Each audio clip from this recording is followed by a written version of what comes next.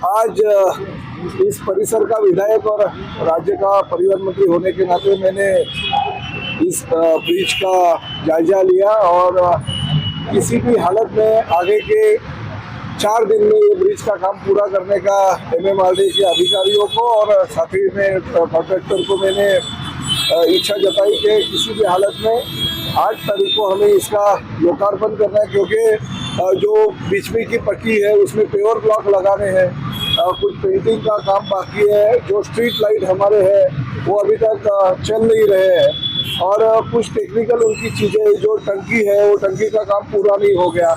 ऊपर से ये सलिया दिख रही है, उस पर अगर कभी भी नीचे गिरेगी तो प्रॉब्लम हो सकता है, गाड़ियों के ऊपर गिर के एक्सीडेंट बड़ा हो सकता है। तो ये सब 4-5 चीज़ें जो है वो जल्दी से जल्दी यानी आगे के 4 दिन में, यानी मैंने 7 तारीख तक का इनको वक्त दिया है। 8 तारीख को राज्य के उप मुख्यमंत्री आदरणीय एकनाथ शिंदे जी के हाथों से दोपहर 12:30 बजे इसका लोकार्पण हम करने जा रहे हैं और साथ ही में लोगों को ये पिछले कई सालों से जो मांग थी कि यहाँ पे ब्रिज होना चाहिए, आगे का भी ब्रिज का हम जल्दी से जल्दी काम करना चाहते हैं, तो इसका लोकार्पण करेंगे। और साथ ही में इस परिसर के जो सुंदर नगर के साथ साथ आसपास के सभी जो सोसाइटीज थी उनकी मांग थी कि क्रॉसिंग के लिए हमें 1 फुट और ब्रिज चाहिए, तो उसका भी नारियल हम उसी दिन फोड़ेंगे ताकि फुट और ब्रिज स्कूल के बच्चों को और साथ ही में इस सोसाइटी के लोगों को आगे रोड क्रॉस करने के लिए ब्रिज की ज़रूरत है। तो ब्रिज का भी भूमि पूजन हम करेंगे। तब तक हमारे जो MMRDA के लोग हैं वो जायजा करेंगे कि कहाँ से हमको फुट और ब्रिज लेके जाना है।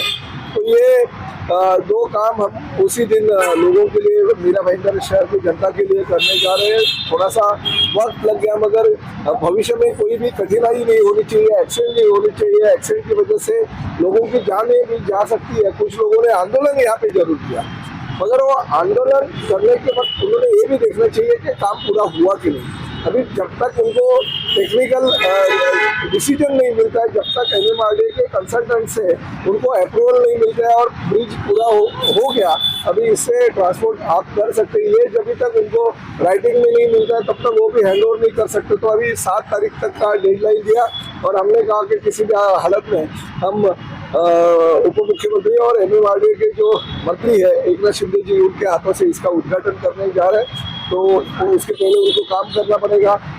कुछ लोगों ने मांग भी की है कि ब्रिज को अलग अलग नाम दिया जाए, हम भी मानते हैं।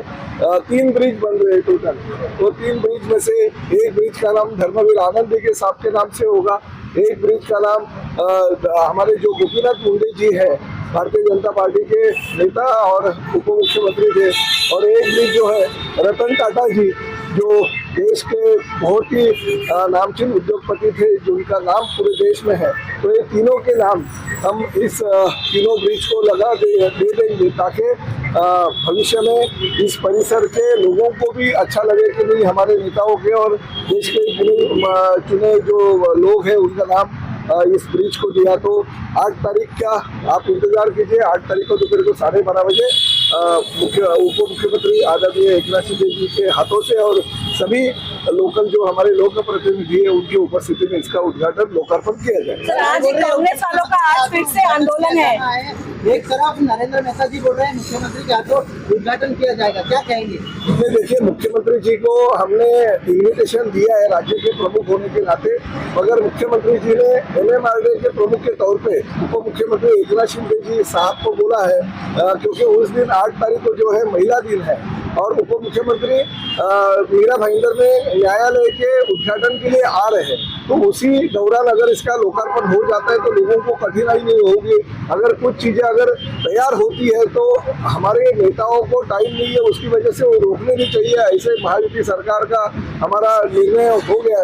तो एकनाथ शिंदे की इस जिले के पालक मंत्री भी है और साथ ही में MMRDA जो है नगर विकास डिपार्टमेंट जो है उनके अंडर आता है, तो उनके हाथों से कर देंगे।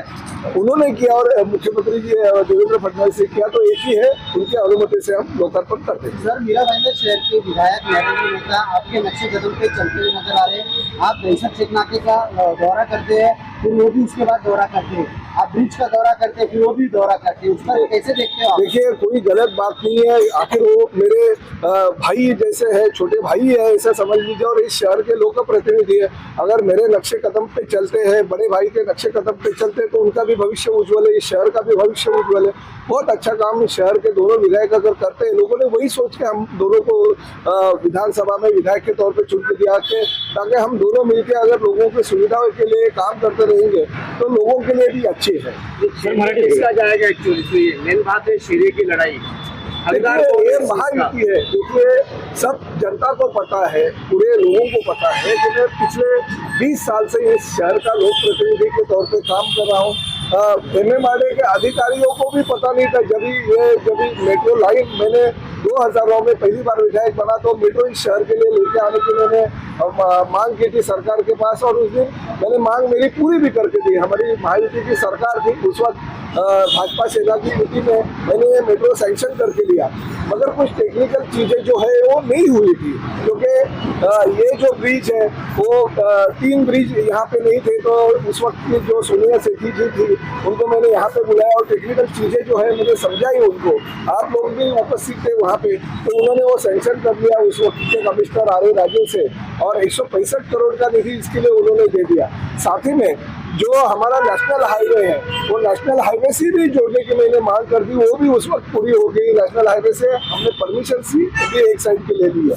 तो ठीक है, अगर बड़े भाई का श्रेय अगर छोटा भाई लेता है तो हमें भी ये दिल बड़ा रखना चाहिए। प्रताप सरनाइक में भी हम अगर थोड़ा श्रेय उसको देते हैं तो गलत क्या है? ऐसा कहना है कि उनके मैनिफेस्टो में भी ये अच्छी बात है ना, ये आखिर सेना भाजपा का मैनिफेस्टो एक भी होता है ना। आप क्यों झगड़ा लगाने का काम करते हैं? पहले भाई बहन में झगड़ा लगाने का काम करते थे, अभी भाई भाइयों में झगड़ा लगाने का काम करते हैं। मगर हमारे जो दोनों की युति है, हमारे संबंध जो है वो फेविकॉल का जोड़ है।